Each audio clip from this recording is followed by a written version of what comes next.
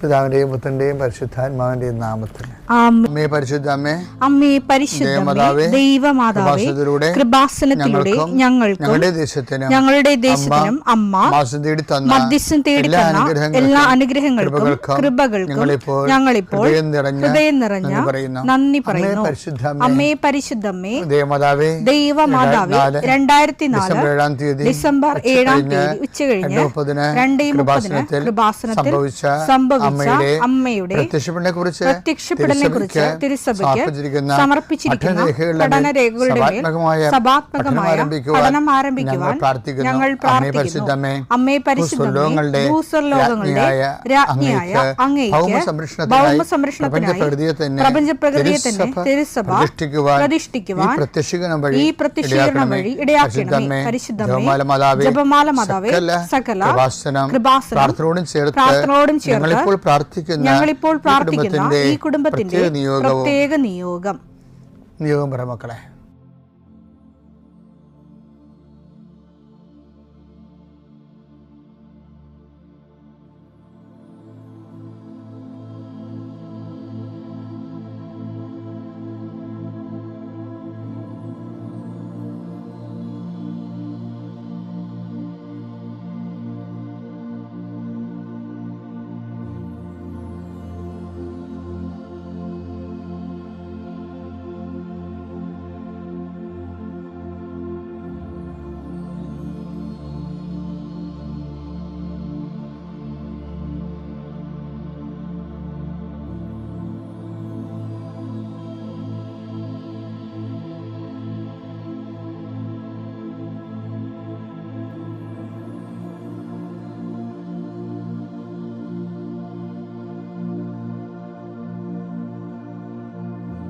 അമ്മയുടെ പ്രത്യക്ഷീകരണത്തിന്റെ ഈ അനുഗ്രഹവേളയിൽ ഞങ്ങൾക്ക് സാധിച്ചു തരുവാൻ കനിയണമേ.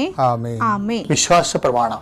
സർവശക്തനായ പിതാവും ആകാശത്തിന്റെയും ഭൂമിയുടെയും സൃഷ്ടാവുമായ ദൈവത്തിൽ ഞാൻ വിശ്വസിക്കുന്നു. അവിടുത്തെ ഏകപുത്രനും ഞങ്ങളുടെ കർത്താവുമായ ഈശോമിശിഹായിലും ഞാൻ വിശ്വസിക്കുന്നു.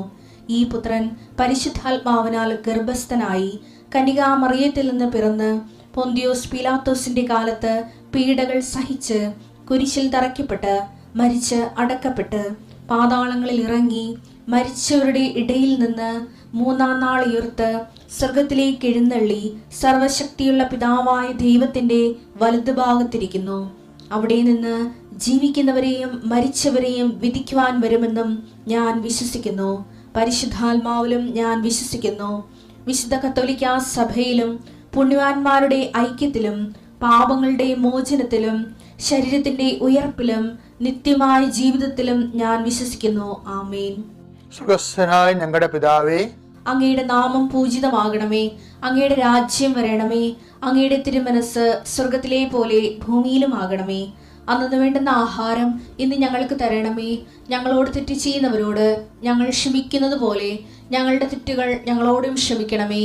ഞങ്ങളെ പ്രലോഭനത്തിൽ ഉൾപ്പെടുത്തരുതേ, തിന്മയിൽ ഞങ്ങൾ രക്ഷിക്കണമേ. ആമേൻ. നന്മ നിറഞ്ഞ മറിയമേ, സ്വസ്തി. കർത്താവ് അങ്ങയുടെ കൂടെ സ്ത്രീകളിൽ അങ്ങ് അനുഗ്രഹിക്കപ്പെട്ടവളാകുന്നു.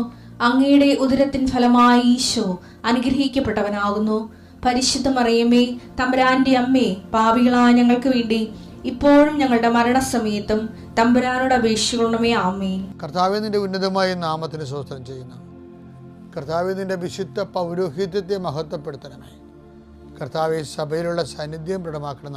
40 വർഷം ഞാൻ അർപ്പിച്ച കൃപാസന അൾത്താര ജീവനോടെ പ്രത്യക്ഷപ്പെട്ട മാതാവിൻ്റെ സാന്നിധ്യം, ഈ കൃപാസനത്തിൽ വന്നിറങ്ങി പ്രാർത്ഥിച്ചു പോകുന്ന ലക്ഷോപലക്ഷം മനുഷ്യരുടെ പ്രാർത്ഥനയുടെ ശക്തിയാൽ ഞാൻ ഇന്നത്തെ ദിവസത്തെ എൻ്റെ മക്കളുടെ ആവശ്യങ്ങളെ കർത്താവിൻ്റെ ദൃശ്യം സമർപ്പിച്ചുകൊണ്ട് ആശീർവദിക്കുന്നു.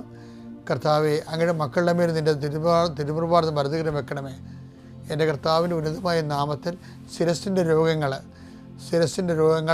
ബ്രെയിനിലെ സിസ്റ്റുകൾ, ബ്രെയിനിലെ ക്യാൻസറുകൾ, ബ്രെയിനുമായിട്ട് ബന്ധപ്പെട്ട മുഴുവൻ രോഗങ്ങൾ ഈ നിമിഷം ഇത് പ്രാർത്ഥന കൂടുന്ന മക്കളുടെ മേൽ കർത്താവിൻ്റെ ശക്തി ഒഴുകുകയും സുഖപ്പെടുകയും ചെയ്യട്ടെ. തൊണ്ടനൊമ്പരങ്ങൾ, അത്തോൺസൈറ്റുകൾ, തൈറോയിഡുകൾ, ശ്വാസകോശ രോഗങ്ങൾ, ഉദര രോഗങ്ങൾ, പിസ്തുല രോഗങ്ങൾ, PCOD രോഗങ്ങൾ, സർവാംഗവാത രോഗങ്ങൾ, വൃഷ്ണരോഗങ്ങൾ, കർത്താവിൻ്റെ നാമത്തിൽ ഉച്ച മുതൽ ഉള്ളംകാര് വരെ കർത്താവിൻ്റെ രക്തം പടരട്ടെ. മരുന്ന് ലേപനമല്ല, അങ്ങനെ വചനമാണല്ലോ അങ്ങനെ മക്കളെ സുഖപ്പെടുത്തുന്നത്. വചനത്തിൻ്റെ കരുത്താൽ ശക്തിയാൽ യേശുക്രിസ്തു ഉന്നതമായ നാമത്തിൽ അങ്ങനെ മക്കൾ സൗഖ്യം പ്രാപിക്കട്ടെ. കർത്താവെ, ഇന്നത്തെ യാത്ര, ഇന്നത്തെ സംസാരം, ഇന്നത്തെ കമ്മ്യൂണിക്കേഷൻസ്, ഇന്നത്തെ ഒപ്പുകൾ, ഇന്നത്തെ എഴുത്തുകൾ, ഇന്നത്തെ ഉപയോഗിക്കുന്ന വാഹനങ്ങൾ, കർത്താവ് ഇന്ന് ചെയ്തു തീർക്കേണ്ട എല്ലാ ഉത്തരവാദിത്തങ്ങളും കണ്ടുമുട്ടുന്ന എല്ലാ വ്യക്തികളുടെ മേലും എൻ്റെ മക്കളുടെ മേൽ കർത്താവിൻ്റെ ശക്തി പ്രവർത്തിക്കുകയും മാതാവിൻ്റെ മധ്യസ്ഥത്തിൽ സഞ്ചാരി മാതാവ് സമയത്തിൻ്റെ അധികാരം നിലമേലങ്കിയാൽ നിങ്ങളെ പൊതുകയും സന്തോഷത്തോടെ നിങ്ങൾ രാത്രി തിരിച്ചു വരാൻ ദൈവം അനുവദിക്കുകയും ചെയ്യട്ടെ. എൻ്റെ പ്രിയപ്പെട്ടവരെ, ഇപ്പോൾ ചേച്ചിമാരും അമ്മച്ചിമാരൊക്കെ അത് ശ്രദ്ധിച്ചിട്ടുണ്ടോയെന്ന് അറിയത്തില്ല. ലോകം ചെറുപ്പക്കാരെല്ലാം ഇപ്പം ഈ ലോക ഫുട്ബോളിൻ്റെ പുറകെയാണ്. അതായത് എനിക്ക് അതായത് ഈ കഴിഞ്ഞ ദിവസങ്ങളിലൊക്കെ ഫുട്ബോളിലെ പ്രധാനപ്പെട്ട രാക്ഷസന്മാരൊക്കെ പുറത്തായി. അതായത് പോർച്ചുഗൽ പുറത്തായി, ബ്രസീൽ പുറത്തായി, പിന്നെ ഇപ്പം നോർവേ കയറി വന്ന് ഇന്ത്യക്കാരെന്തുകൊണ്ടാണ് സെലക്ഷൻ കിട്ടാഞ്ഞതെന്ന് ഭയങ്കര ചർച്ച. നമ്മൾ 140 കോടി ഉണ്ടല്ലോ, അപ്പോൾ നമ്മളെക്കാളും 150 കൂടെ ഗ്രാസിയ അങ്ങനെ എന്തൊക്കെ ചെറിയ രാജ്യങ്ങളൊക്കെ ഇല്ലേ, അവർക്കൊക്കെ ലോക ഫുട്ബോളിൽ സെലക്ഷൻ കിട്ടി. നമ്മളിന്ന് പറയുന്ന പല രാജ്യങ്ങളും 94-96 സെലക്ഷൻ്റെ കാലത്ത് ഈ ഇന്ത്യ 7ാം സ്ഥാനത്തായിരുന്നു ലോകകപ്പ്. ആ ഇന്ത്യയിൽ നിന്ന് 144 പോയിരുന്നു. അപ്പോൾ കൂടിയില്ല. കാര്യം വെച്ച് കഴിഞ്ഞാൽ എൻ്റെ പ്രശ്നം വെച്ച് കഴിഞ്ഞാൽ ഇപ്പോൾ ഉദാഹരണം ഈ ഹാർലൻഡ് തന്നെ കളിക്കാൻ ഞങ്ങൾ കണ്ടു കാണാം. അയാളുടെ ഓട്ടം കണ്ടില്ലേ. അപ്പോൾ ഇപ്പോൾ എന്താ ഒരു സ്കൂൾ ഇറങ്ങിയിട്ടുണ്ട്. എന്താ വെച്ച് കഴിഞ്ഞാൽ എന്തുകൊണ്ട് ഇന്ത്യക്കാരന് സെലക്ഷൻ കിട്ടുന്നില്ല. അപ്പോൾ അതിന് ചില സാമൂഹിക ശാസ്ത്രജ്ഞന്മാരുണ്ടല്ലോ, അവരുടെ വിലയിരുത്തലുണ്ട്. അല്ല, ഒരു വിലയിരുത്തൽ എനിക്ക് ഭയങ്കര റീസണബിളായിട്ട് തോന്നി. എന്ന് വെച്ച് കഴിഞ്ഞാൽ ഈ ബൈക്കിങ്സാണ് ഇവരൊക്കെ, ഹാർലൻഡുകാരൊക്കെ. അപ്പോൾ അവർ പണ്ട് ഒറ്റ പാമരത്തിൽ ഒറ്റ പാകെട്ടി ലോകം മുഴുവൻ ഒറ്റയ്ക്ക് കച്ചവടത്തിന് വന്ന പാർട്ടിയാണ് ഈ ബൈക്കിങ്സ് എന്ന് പറയുന്നത്, ഈ ഹാർലൻഡിൻ്റെ ആൾക്കാർ. അപ്പോൾ അവരുടെ ഭയങ്കര കാടൻ ജോലി ചെയ്ത ആൾക്കാരാണ്.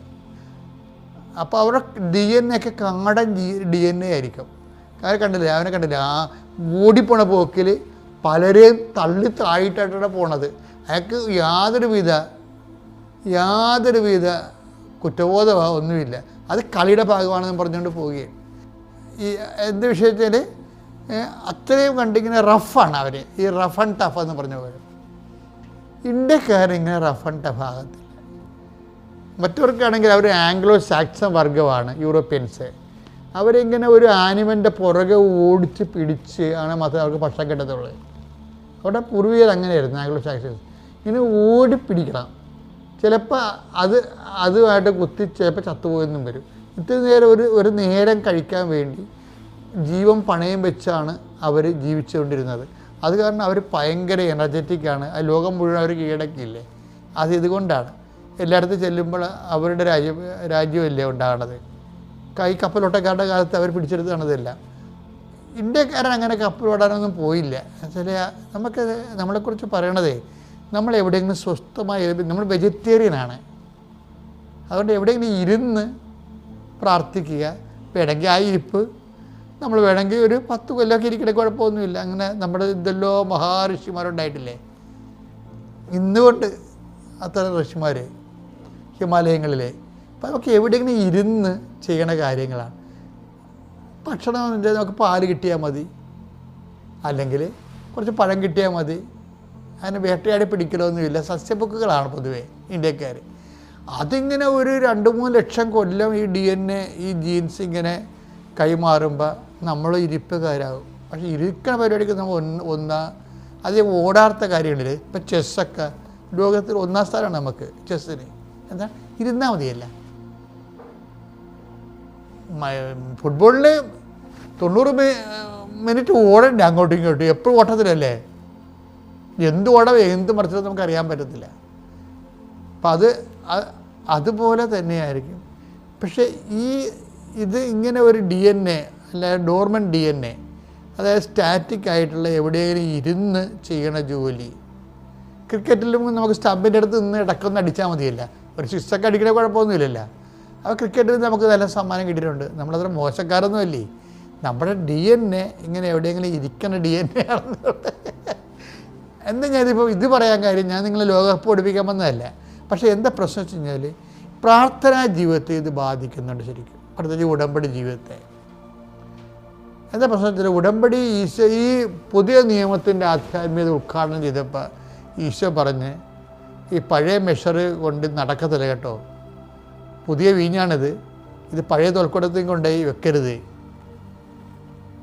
മറ്റേത് അതാണ് ലൂക്ക 5:37-38. ലൂക്ക 5:37-38. ആരും പുതിയ വീഞ്ഞ് പഴയ തോൽക്കുടങ്ങളിൽ ഒഴിച്ചു വെക്കാറില്ല. അങ്ങനെ ചെയ്താൽ പുതിയ വീഞ്ഞ് പഴയ തോൽക്കുടങ്ങൾ ഭേദിച്ച് ഒഴുകിപ്പോവുകയും തോൽക്കുടങ്ങൾ നശിക്കുകയും ചെയ്യും. പുതിയ വീഞ്ഞ് പുതിയ തോൽക്കുടങ്ങളിലാണ് ഒഴിച്ചു വെക്കേണ്ടത്. ഇപ്പം ഉടമ്പടി ഒരു പുതിയ വീഞ്ഞാണ്. അത് എവിടെയെങ്കിലും ഇരുന്നുകൊണ്ട് ഇപ്പം ചില ആൾക്കാരൊക്കെ ഇല്ലേ പ്രത്യക്ഷ പ്രാർത്ഥന ഞങ്ങൾ 33 പ്രാവശ്യം ചെല്ലിയെന്ന് പറയുമ്പോൾ ഈ പഴയ തോൽക്കുടമാണ്. ഇവിടെ നിന്ന് പറഞ്ഞിട്ടില്ലേ, എവിടെയെങ്കിലും ചടച്ചു കുത്തി ഇരുന്ന് ആ ഉടമ്പടി വർക്ക് ചെയ്യത്തില്ല.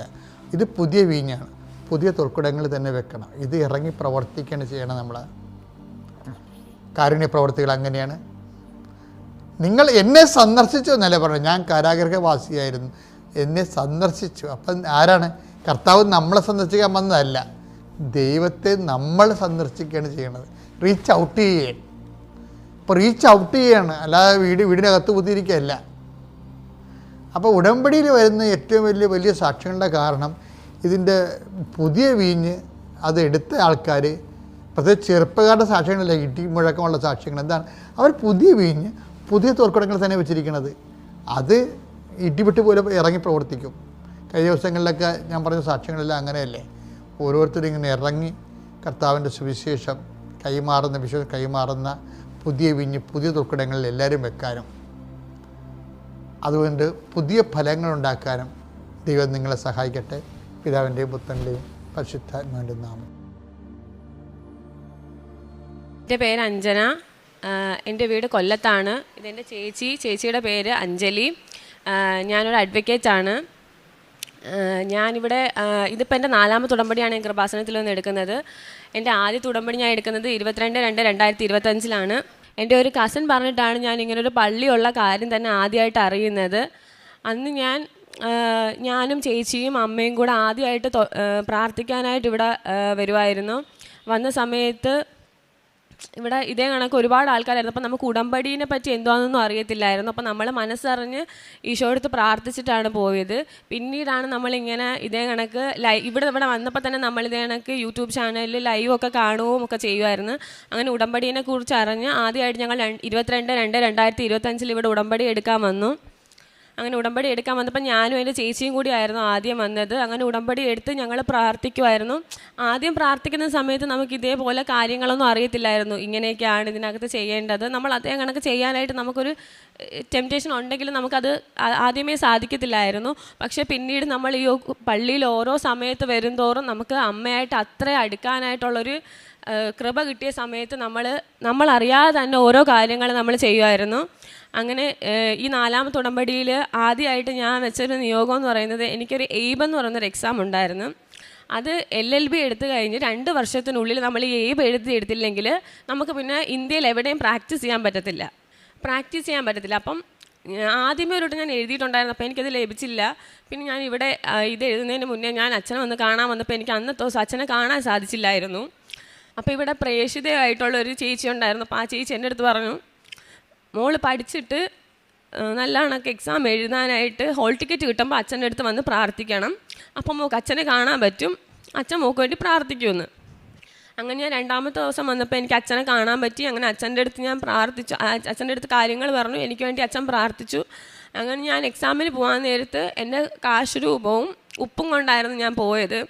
അപ്പോൾ ഞാൻ അവിടെ പോയി എനിക്ക് ഭയങ്കര കോൺഫിഡൻസ് ആയിരുന്നു എല്ലാം എഴുതാൻ പറ്റുമെന്ന്. പക്ഷേ എക്സാമിൻ്റെ ക്വസ്റ്റ്യൻ പേപ്പർ കിട്ടിയപ്പോഴത്തേക്കും ആദ്യം എഴുതിയതിനെക്കാട്ടി ഭയങ്കര പാടായിരുന്നു ഈ എക്സാം. അപ്പോൾ എനിക്കൊന്നും അറിയത്തില്ല. അപ്പം OMR ഷീറ്റ്, അപ്പം നമ്മളിങ്ങനെ ബബിൾ ചെയ്താൽ മതി. അപ്പം ഞാൻ ആദ്യത്തെ 2-3 ആൻസർ മാത്രമേ എനിക്ക് അറിയാവുന്നത് ഞാൻ ബബിൾ ചെയ്ത്, ബാക്കിയെല്ലാം ഞാൻ ചുമ്മാതെ ക്വസ്റ്റ്യൻ പോലും വായിക്കാതെ കറപ്പിച്ച് വിടുമായിരുന്നു. അങ്ങനെ ഞാൻ വീട്ടിൽ വന്നപ്പോൾ അമ്മ എൻ്റെ അടുത്ത്, അപ്പോൾ എനിക്ക് ഇറങ്ങിയപ്പോഴേ വിഷമമായിരുന്നു. അങ്ങനെ കൂടെ എഴുതിയവർക്ക് എല്ലാവർക്കും അത്യാവശ്യം ടഫായിരുന്നു. അങ്ങനെ ഞാൻ വീട്ടിൽ വന്നപ്പോൾ അമ്മയെടുത്ത് വെച്ചപ്പോൾ ഞാൻ അമ്മയെടുത്ത് പറഞ്ഞ അമ്മ എനിക്ക് ഇപ്രാവശ്യം കിട്ടുമെന്ന് തോന്നുന്നില്ല, കാരണം അത്രയ്ക്ക് പാടായിരുന്നു, ഞാൻ എന്തൊക്കെയോ ഇങ്ങനെ ബബിൾ ചെയ്ത് വെച്ചതാണെന്ന് പറഞ്ഞു. അപ്പോൾ അമ്മേൻ്റെ അടുത്ത് പറഞ്ഞ മോളെ വിഷമിക്കേണ്ട, ഇപ്രാവശ്യം എന്തായാലും മാതാവ് നമുക്കിത് തരും എന്ന് ചേച്ചിയൊക്കെ പറഞ്ഞു.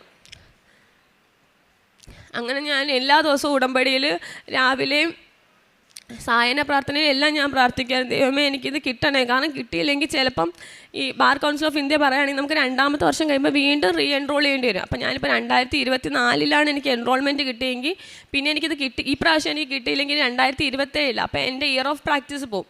അപ്പോൾ എനിക്ക് ഭയങ്കര ഒരു ആഗ്രഹം മജിസ്ട്രേറ്റ് എക്സാം എഴുതിയെടുക്കണമെന്ന്. മജിസ്ട്രേറ്റ് എക്സാം എഴുതിയെടുക്കണമെങ്കിൽ ഇപ്പം 3 വർഷത്തെ എക്സ്പീരിയൻസ് വേണം. അപ്പോൾ അവർ ഈ എയ്ബ് എക്സാമും കൂടി കിട്ടിയോ എന്ന് നമ്മളടുത്ത് എഴുതാൻ നേരത്ത് ചോദിക്കും. അപ്പം ഞാനിവിടെ ആദ്യമായിട്ട് കൃപാസനം പള്ളീനെക്കുറിച്ച് അറിഞ്ഞു വരുന്ന സമയം തൊട്ടേ ഞാൻ കർത്താവിൻ്റെ അടുത്തും എൻ്റെ മാതാവിൻ്റെ അടുത്തും പ്രാർത്ഥിക്കുന്നത് എനിക്ക് മജിസ്ട്രേറ്റ് എക്സാം പാസ്സായി കിട്ടണമെന്നാണ്. അപ്പം ഞാനിങ്ങനെ ഒരുപാട് പ്രാർത്ഥിക്കുമായിരുന്നു, എനിക്കത് എഴുതാനുള്ള അവസരം തരണേ, എനിക്ക് ഈ പരീക്ഷ പാസ്സാവാൻ സാധിക്കണേന്ന്. അങ്ങനെ എനിക്ക് ആദ്യത്തെ ഇതിനകത്തൊരു ആൻസർ കീ ഉണ്ട്. ആ ആൻസർ കീ വരുമ്പോൾ നമുക്കറിയാം നമ്മൾ എഴുതിയ ഉത്തരം ശരിയാണോ അല്ലയോ എന്ന്. അങ്ങനെ എനിക്ക് ആദ്യം ആ ആൻസർ കീ വന്ന് ഞാൻ ആ ആൻസർ കീയിൽ നോക്കിയ സമയത്ത് എനിക്ക് പാസ്സാവാനുള്ള മാർക്കില്ലായിരുന്നു. അപ്പോൾ എനിക്ക് അത് ഞാനിവിടെ കൃപാസനത്തിൽ വന്ന് പിന്നെ കൃപാസനത്തിൽ നിന്ന് പോകാൻ നേരത്താണ് ആ ആൻസർ കീ നോക്കുന്നത്. അപ്പോൾ നോക്കിയപ്പോൾ എനിക്ക് ജയിക്കാനുള്ള മാർക്കില്ല. അപ്പോഴും ഞാനിങ്ങനെ കരഞ്ഞ് പ്രാർത്ഥിച്ചു, പക്ഷേ മാതാവ് എനിക്ക് തരത്തില്ലെന്നോ അല്ലെങ്കിൽ വീണ്ടും എനിക്കിങ്ങനെ ആയെന്നോ ഒന്നുമില്ലായിരുന്നു. അപ്പോഴും എൻ്റെ ചേച്ചിയും അമ്മയൊക്കെ പറയായിരുന്നു, ഇല്ല ഇനിയും ഉണ്ടല്ലോ ഫൈനൽ ആൻസർ കീ വരാൻ, അപ്പം എന്തായാലും കിട്ടും, നീ പേടിക്കണ്ടെന്നൊക്കെ. അപ്പം ഞാൻ വീണ്ടും പ്രതീക്ഷ കൈവിടാതെ രാവിലെയും രാത്രിയും പോകുന്നിടത്തൊക്കെ പ്രാർത്ഥിക്കുമായിരുന്നു. അങ്ങനെ ഇതിൻ്റെ ഫൈനൽ ആൻസർ കീ വന്നു. ഫൈനൽ ആൻസർ കീ വന്നപ്പം എനിക്ക് എഴുതിയ മാർക്കിനെയും കാട്ടി 1 മാർക്ക് കൂടി കുറഞ്ഞു. അപ്പം എനിക്ക് ഉറപ്പായി പാസ്സാവാൻ സാധിക്കത്തില്ലെന്ന്. അങ്ങനെ ഞാൻ പിന്നെയും എന്നിട്ടും പറഞ്ഞ് എന്തെങ്കിലും ഒരു കടാക്ഷം തരാതിരിക്കത്തില്ല, കട്ട് ഓഫോ അങ്ങനെ എന്തെങ്കിലും വന്ന് എന്തായാലും എനിക്ക് പാസ്സാവാൻ സാധിക്കുമെന്ന്. അങ്ങനെ ഞാൻ വീണ്ടും മാതാവിനെയും ഈശോനെയും എൻ്റെ വീടിനടുത്തുള്ള പള്ളികളിലും ഞങ്ങൾ എല്ലാ ദിവസവും ചൊവ്വാഴ്ചകളിൽ പോകുന്ന ഒരു അന്തോണി സുണ്യാളുണ്ട്, അവിടെയൊക്കെ ഞങ്ങൾ പ്രാർത്ഥിക്കുമായിരുന്നു. അങ്ങനെ റിസൾട്ട് വരാനായിട്ട് 14 തൊട്ട് 18 വരെയുള്ള ഏതെങ്കിലും ദിവസം വരുമെന്നായിരുന്നു. അപ്പോൾ എനിക്ക് 14-ാം തീയതി ആയിരുന്നു, ജൂലൈ 14-ാം തീയതി ആയിരുന്നു ഉടമ്പടി 3ാമത്തെ ഉടമ്പടി കഴിയുന്നത്. അപ്പോൾ എനിക്ക് വരാനുള്ള അവസരമില്ലായിരുന്നു ഈ ദിവസങ്ങളിലൊന്നും. അങ്ങനെ ഞാനും ചേച്ചിയും കൂടെ ജൂലൈ 18-ാം തീയതി ഇവിടെ ഉടമ്പടി എടുക്കാൻ വന്നു. അങ്ങനെ രാവിലെ ഉടമ്പടി എടുക്കാൻ വന്നു. ഇവിടെ അച്ഛൻ്റെ ധ്യാനമൊക്കെ കേട്ട് പ്രാർത്ഥിച്ച് ഞങ്ങൾ തിരിച്ചു പോകാൻ നേരത്ത് ഞാൻ ചേച്ചിയെടുത്ത് പറയുമ്പോൾ ചേച്ചി പറയും, കുഴപ്പമില്ല, എന്തെങ്കിലും ഒരു ഭാഗ്യം അല്ലെങ്കിൽ അത്ഭുതം മാതാവ് കാണിച്ചു തരും എന്ന് പറഞ്ഞ് ഞങ്ങൾ പോയി വീട്ടിലെത്തി കുറേ കഴിഞ്ഞപ്പോഴത്തേക്കും റിസൾട്ട് വന്നെന്നും പറഞ്ഞ് ഒരു ഫ്രണ്ട് പറഞ്ഞ്. അപ്പോഴും ഞാൻ മാതാവിൻ്റെ അടുത്ത് പ്രാർത്ഥിക്കുന്നത്, ദൈവമേ എനിക്ക് എൻ്റെ അമ്മ മാതാവിന് ഇതെനിക്ക് തരണമെന്നുണ്ടെങ്കിൽ എനിക്ക് തരണേ എന്നായിരുന്നു. അങ്ങനെ ഞാൻ പ്രാർത്ഥിച്ച് അങ്ങനെ റിസൾട്ട് നോക്കുന്നതിന് മുന്നേ ഞാൻ തൈലം നെറ്റിയിലിട്ട് പ്രാർത്ഥിച്ചു, ദൈവമേ എനിക്കിത് കിട്ടണേ എന്ന്. അങ്ങനെ ഞാൻ മാതാവിനോടും ഈശോയോടും പ്രാർത്ഥിച്ചു, ദൈവമേ എനിക്കിത് ലഭിക്കണമേ, ഞാൻ അങ്ങയോട് ഇത് മാത്രമല്ലേ എപ്പോഴും ചോദിക്കുന്നുള്ളൂ എന്ന്.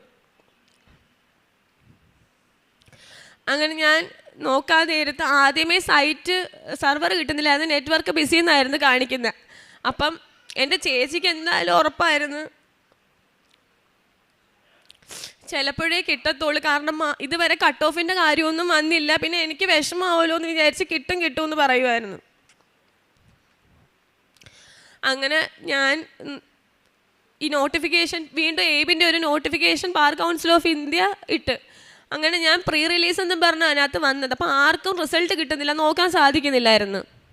അപ്പോൾ എല്ലാവരും പാസ് മാർക്ക് തന്നെയാണ്, അവർ കട്ട് ഓഫ് ഒന്നും ചെയ്തിട്ടില്ല എന്ന ആ നിമിഷം വരെ പറയുന്നത്. അങ്ങനെയാണെങ്കിൽ എനിക്ക് പാസ്സാവാൻ സാധിക്കത്തില്ല എന്നുള്ളത് എനിക്ക് ഉറപ്പായിരുന്നു.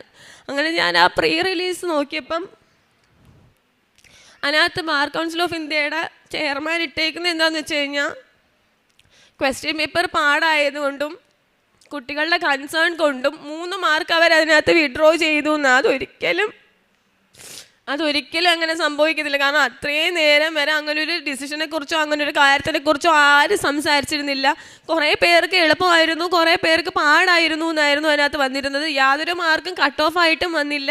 ഉത്തരത്തിൽ പോലും ഒരു തെറ്റുണ്ടായിരുന്നില്ല. കഴിഞ്ഞ വർഷം വരെ എഴുതിയ ഉത്തരങ്ങളിലെല്ലാം 1 or 2 ഒക്കെ അവർ കട്ട് ഓഫ് ചെയ്യുമായിരുന്നു. കാരണം ഉത്തരങ്ങളൊക്കെ എന്തെങ്കിലും മിസ്അണ്ടർസ്റ്റാൻഡിങ് വന്നിട്ട്. പക്ഷേ ഇപ്രാവശ്യം അങ്ങനെയും ഉണ്ടായിരുന്നില്ലായിരുന്നു. അങ്ങനെ നോക്കിയപ്പോൾ 3 മാർക്ക് വിഡ്രോ ചെയ്തപ്പോഴത്തേക്കും എനിക്ക് ഉറപ്പായി ഞാൻ പാസ്സാവുമെന്ന്.